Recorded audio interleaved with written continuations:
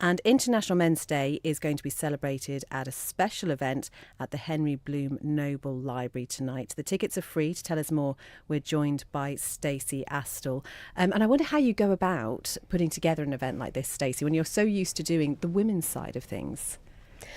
So I think in some ways it's not been as hard as it could have, purely because I consider myself as feminist, as most people will know because they've heard me on here before.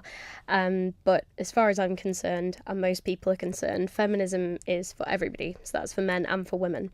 So there's certain issues which I've been quite aware of. So things like in terms of paternity leave and care, obviously there's a lot of onus on women because of how they're viewed in society, but this is very unfair to men who are obviously also involved in their children's lives and also need to be involved in their children's lives. And then, of course, there's issues like mental health and things like this. And I believe that that's partly down to how men are viewed in society and how it's believed they're supposed to behave versus how they should be allowed to. One of the images I saw this morning to celebrate, apparently, International Men's Day showed a man at his desk, and on his shoulders were his wife, his children, and so on and so forth, and they were all piled on his shoulders, and the message was essentially that he had to stay strong because he was supporting everyone else. And I think that's such a damaging message because that's not what International Men's Day should be about. And it's great to be able to support people and help people, but you've got to understand that everybody loves you and wants to help and support you too.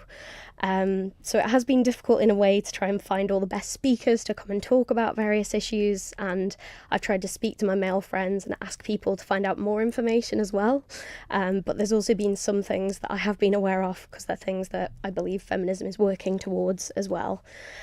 So I've managed to gather together, I hope, some fantastic people who I'm very lucky to have agreed to come to speak to us as well. So we've got brilliant people like the Deputy Governor of the prison, we've got people from probation, I've got somebody from the Gum Clinic coming along, there's somebody from the Lisa Lowe Foundation, we've got Alex Allison coming along to speak about physical health. So hopefully there's quite a variety of people tonight as well. So how will it work then? Because you're obviously going to have the speakers there, but is there going to be an element of participation from audience members if they want to? Yeah, so what I wanted to do was be able to have that element of people telling us about the thing they know about, because obviously it's great to be able to find out more about issues and to be educated. But then I think a really important part as well is the audience being able to take part and highlight issues. So we're going to have a series of speakers, and then at the end of that portion, there will be time for questions after each person speaking, but then we're going to form them together into a panel and they're going to take conversation from the audience as well.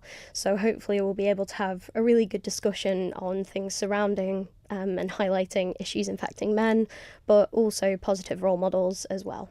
Because it must be a really difficult time to be a man, I guess, in 2018. We've had so much, we've talked before about the Me Too movement and things like that. And some men say they find it really difficult to see what their place is nowadays.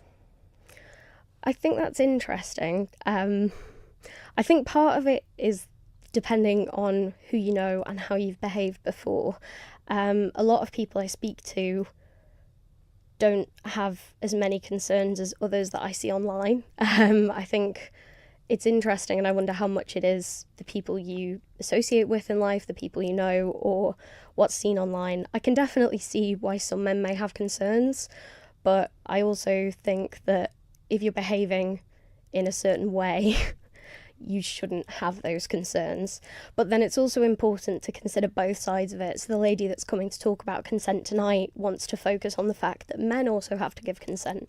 And that's a very important thing that we also need to consider, because she was telling me, which I didn't know again, about how a lot of men don't understand that they can also give or withdraw consent at any time. And that's where I guess equality needs to mean the same thing for both genders, doesn't Exactly. it? Or every gender. Interesting that International Men's Day has been going since 1999, because I'm not sure there's been much of a thing about it really in previous years.